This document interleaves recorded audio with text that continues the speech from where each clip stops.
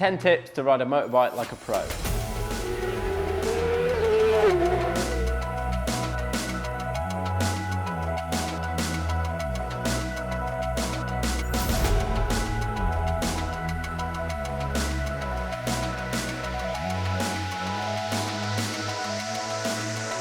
Tip number 1 is your body position.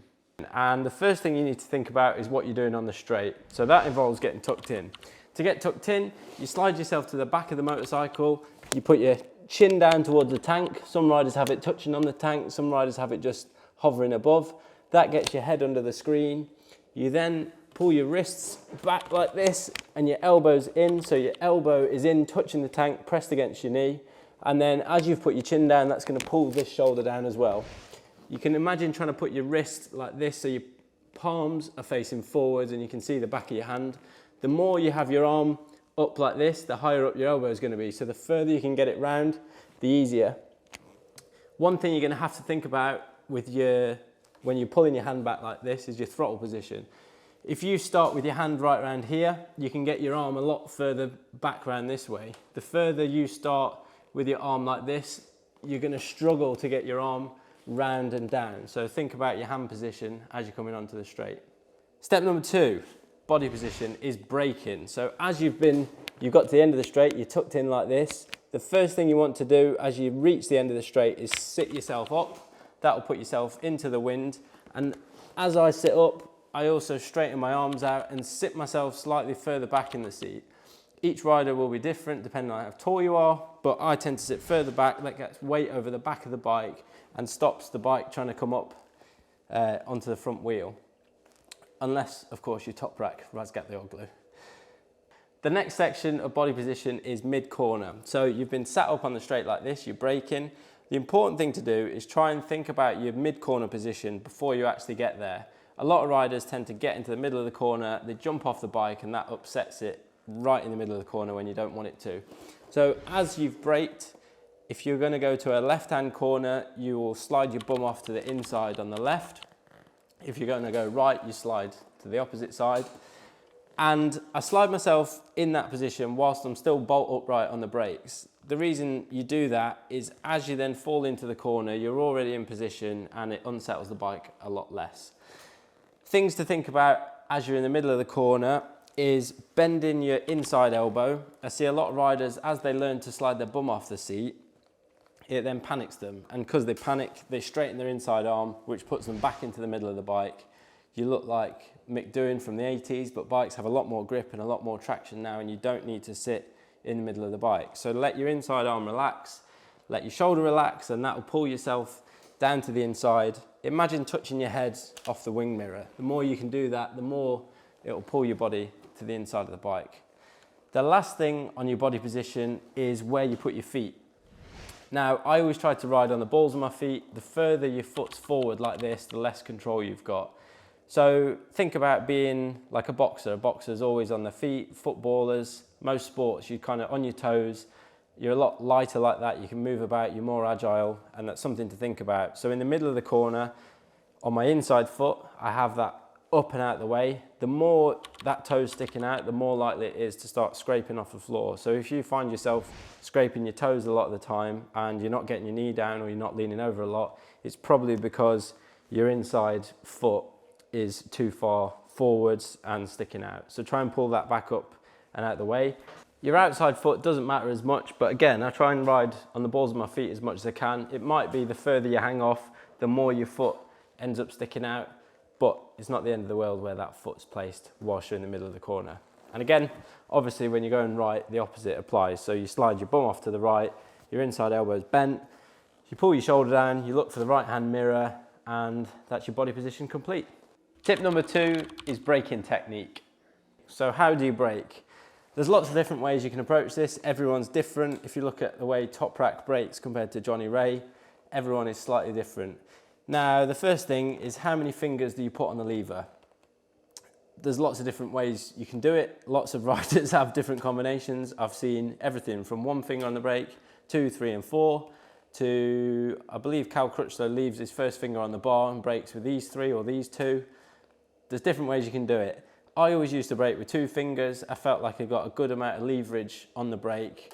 I'd never liked having 4 fingers on the brake because I felt like I was letting go of the throttle and I wasn't in control of the throttle as much. It's personal preference, it's whatever you feel works best, but normally if you've got 1 finger on the brake, you can pull less brake pressure, and if your brakes aren't very good, you're going to struggle to pull a lot of pressure with that.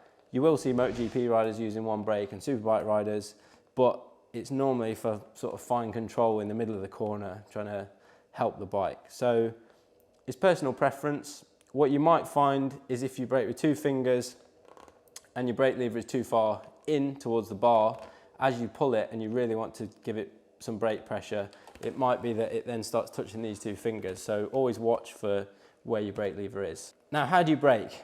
The way I go about it is at the end of the straight, I sit up, and as I sit up, I initially just touch the brake to begin with, and that first initial touch puts some weight on the front end of the motorcycle. If you don't do that, and you are flat out on the straight and you just grabbed a handful of brake without thinking about it at all, especially in the wet, you could potentially lock the front wheel, but that's really extreme. You're unlikely to do that in the dry. It's just something to think about. That first initial touch, if you saw this on a graph, the first amount of brake pressure would go up like this, and then you would reach your maximum brake pressure, and then it would trail off the whole way to the inside of the corner. So you sit up, you touch it initially, and then straight away, I'm trying to brake as hard as I possibly can, get as much speed scrubbed off with the front brake. Your back brake is something else, we'll come to that in a minute, but your front brake is where all your stopping power is. So you squeeze that, you're playing with trying to keep the back wheel on the floor so you can stop it as much as you can. And again, unless you're top rack, but I'm not top rack. So I'm playing with trying to keep the back wheel on the floor and slowing myself down as fast as I can. The thing you've got to remember is as you're braking hard when you're upright, you're on the big part of the tyre, you lean over, you're going to have less and less ability to brake harder. So the more lean angle you've got, the more you've got to think about releasing the brake. So you do that first initial bit hard when you're upright, and as you turn in, you start releasing the brake. And really, in an ideal world, as you get to the apex, you should be completely off the brake and thinking about getting back on the throttle. All the way up to the apex, you're trying to slow yourself down, and then from the apex forwards, you're thinking about accelerating. So big bit of braking upright, 2, 3, 4 fingers, whatever you feel like works best for you. Brake as hard as you can, let go of the brake, and then as you're turning into the apex, you're letting the brake off more and more and more the whole way in until you're at the apex. Tip number 3, how do you back shift? Now, every bike's different these days because some have auto blippers, some don't. Some clutches are really good, some slipper clutches aren't, and the basics of it are pretty much the same, but you might have to do some fine tweaking for your own bike. So this bike has an auto blipper, so to back shift with an auto blipper, all you have to do is brake. You don't have to think about the clutch, you can just back shift and the bike will put it into gear for you. Now, if your bike doesn't have an auto blipper and you need to use the clutch, you may get away without blipping the throttle. Some bikes you might need to blip the throttle to help the bike match the engine revs to the rear wheel to help it go into gear easier. So if you do have to blip the throttle, the technique is as you pull the clutch in, you still hold on to the front brake and then just quickly blip the throttle, and that will help ease the bike into gear. You want to try and be quick with the clutch and gear changes because the later you're going to start braking, the faster you're going to have to do this. If you start playing about with the clutch, a lot of the time on modern bikes, you can confuse what the computer on the bike's trying to do. So I always try and just get rid of the clutch as quickly as I can and let the computer on the bike figure out what it should be doing with the engine revs. With my back shifting, I really try and do my first back shift as quick as I can, get the bike to begin slowing down, get the rear wheel on the floor, and then I always try and space my back shifts out. You'll see some riders back shift really fast all in one go. You'll see some riders do them one by one. I've always done them one by one, and that way I know exactly what gear I'm in. The more I space it out, the smoother it is. And normally, if you can feel your rear wheel juddering as you're going in a straight line when you're braking, it's normally because you've back shifted too early and the back wheel's hopping and skipping about on the floor. So if that's you, try and think about spacing your back shifts out and leaving them a little bit further into the corner before you select that last gear. Tip number 4, your head position. So one thing I sort of touched on before with your body position, which is the next tip, is your head position. So One thing you'll notice, MotoGP riders, they're the best in the world at this, is looking further ahead than you can ever imagine they would do. The way to think about this is if you're driving a car on the motorway, if you look just out the window at the floor and you're doing 70 miles an hour, the floor looks like it's going past at 1,000,000 miles an hour. But if you pick your head up and you look at the fields in front of you or far enough away, everything slows right down and you get a lot more time to sort of anticipate what's going on. It's the same when you're riding a motorbike on track. And what I try and do is, as I'm turning into the corner, if I'm braking, I'm looking at the apex where I want to go. If I'm already heading towards the apex, I'm already trying to look at my exit point. So you'll see a rider, as they're turning into the corner, is turning their head more and more and more because they're already thinking about the next step. If you're braking and turning in and you're heading towards the apex, you're safe. You know that you're going to make the apex. You should already then be thinking about looking at the next point further ahead. If you're enjoying these tips, make sure you check out my ebook at tmac77.com, which will fully explain everything that I'm talking about here. On with the video. Tip number 5 is to look wherever you want the bike to go. The most important thing with this is looking where you want to go. We all know about target fixation and how many times you've been on track where you're looking at the wrong thing and you end up going there. You might be looking just off the track and suddenly you're on the grass. You might be looking at another rider and not wanting to run into them and you run into them. I've seen so many riders brake, look at the grass ahead rather than where they should be going, panic because they think they're not going to make the corner and run straight on. So the most important thing is just look exactly where you want to go, and I can guarantee your bike will go there. The more you try and force yourself with your head to look where you're going, you'll go. So that's probably, out of all these tips, my biggest tip. Tip number 6, how to open the throttle. Very important point and can easily go wrong if you're not careful and you don't understand what's happening. Again, an easy way to look at this is to imagine the throttle and your rear wheel and the connection between them. So as I've got maximum lean angle, that's where I start at 0% throttle. I'm at the apex, and then the first initial touch of the throttle is just a small one, and that initial first touch gets some weight to the back of the bike, helps the bike find a bit of grip, and then roughly speaking, the more you open the throttle, the more you need to start standing the bike up. If you imagine that right when you're at the side of the tyre, you should have 0% throttle, and then when you're in the middle on the biggest part of the tyre, you should have 100% throttle, and everything in between is pretty much quite a linear graph. So the more I pick the bike up, the more I open the throttle and keep going until I'm upright. When you're upright on a straight, the worst thing that is ever going to happen on a big bike or a 600 is that you will do a wheelie. You're not going to crash in a straight line if you open the throttle to 100%, as long as your tyres are warm and your tyre pressures are right. If you find yourself high-siding, it's because you've opened the throttle too hard or too much for the amount of lean angle you've got, and the bike broke traction, it starts spinning up, the rear wheel spins, and by the time you realise what's happening, you close the throttle, which gives the rear wheel grip, and it fires you up over the high side and over the top. That's the scary bit about bike racing, but the more you practice it, the more you begin to feel what the rear wheel's doing. You'll be able to feel it spinning and sliding, and then you can play with it then, and you can practice spinning, picking the bike up and standing it up when you're upright and driving forwards. Opening the throttle is a lot more easy to understand than using the front brake, because you get a lot more chance to react with the throttle. You get a lot more chance to save crashes. If you brake too hard going in, it's a lot harder to save a front end crash than it is a rear wheel one. If you're spinning the bike up, you'll get time to feel it and then gradually wind the throttle off and help yourself find a bit of traction.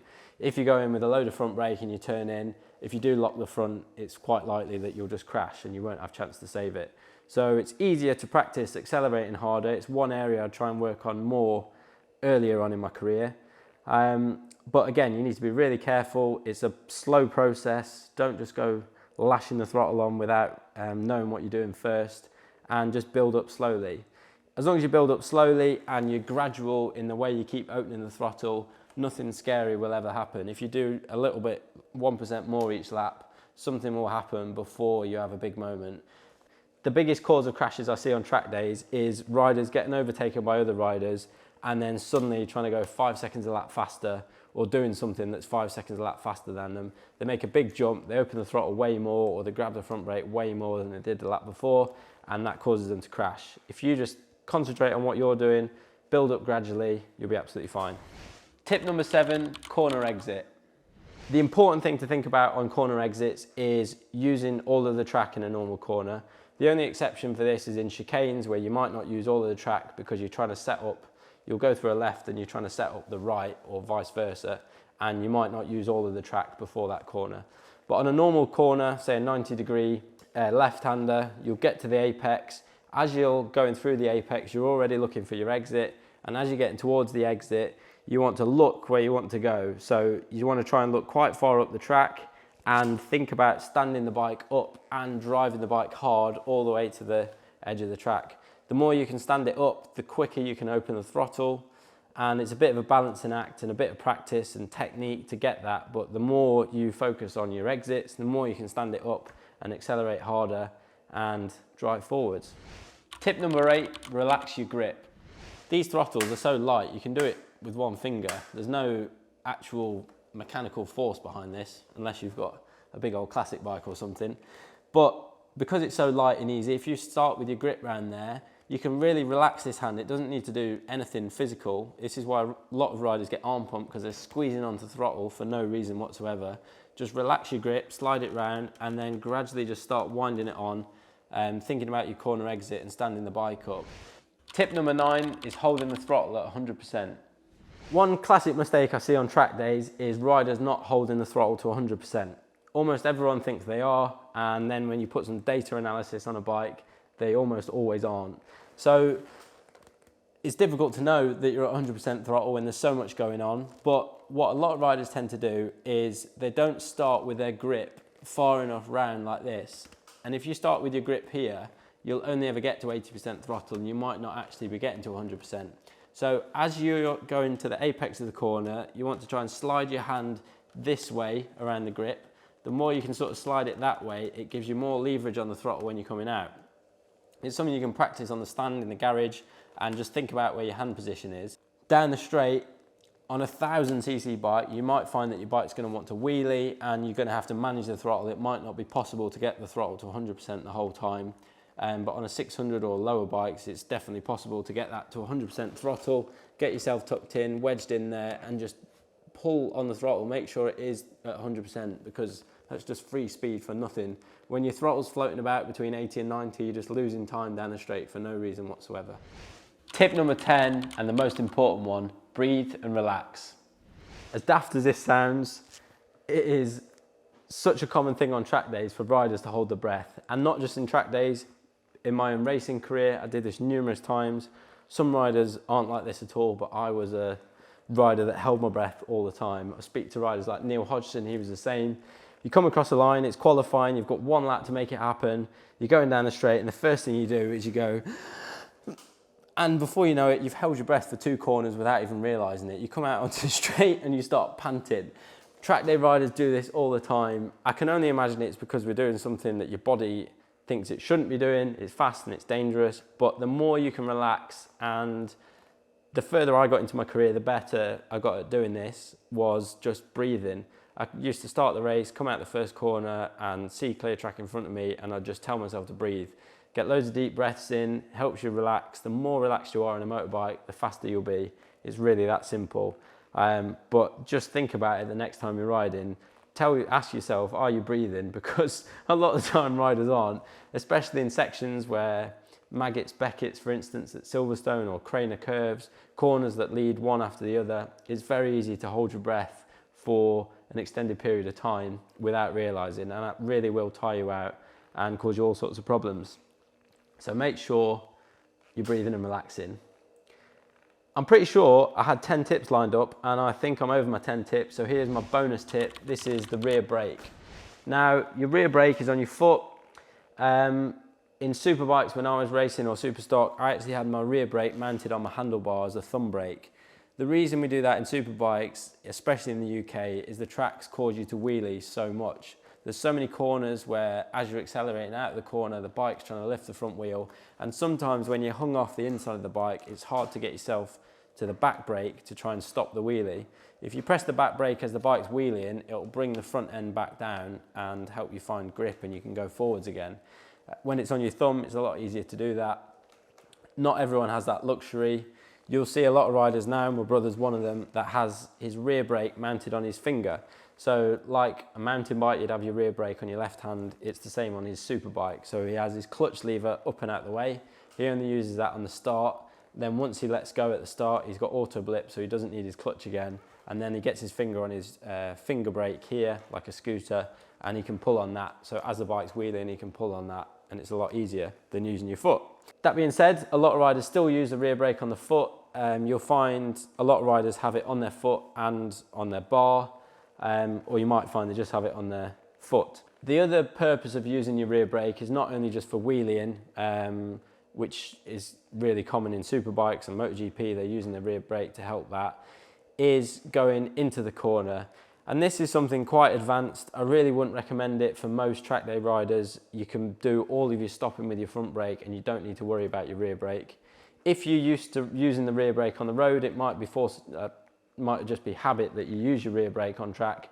But really, if you focus on your front brake, there's much bigger discs on the front, you're stopping at the front of the bike, and that will slow you down the most. But the other reason you use your rear brake is to help pull the bike into the corner. So the way I would do this when I was racing is I'd brake hard with the front brake, I'd gradually touch the rear brake at the beginning, pull the whole bike down, the bike's stable and steady, I'm stopping as much as I can with the front brake, and then as I start going into the corner with the front brake, I have to start releasing it, because if I don't, I'm going to lose the front, because it's going to try and lock the front wheel as I'm going in. As I'm releasing the front brake, I could start using more rear brake, because I'm not going to lock the rear of the bike. If I'm gentle with it, it will still keep slowing me down, and dragging your rear brake like that as you go into the corner helps pull the bike into the apex. But as I said, for most riders, you don't need to worry about this. It's just another thing to think about, and it will more than likely cost you time thinking about using your rear brake. It's like trying to pat your stomach and rub your head type scenario. There's more things going on that you don't need to worry about. But if you do want to use it and you see MotoGP riders using it and you're wondering what it is, it's to help pull the bike into the corner, get that last bit of slowing down done. And it's becoming more and more common in racing.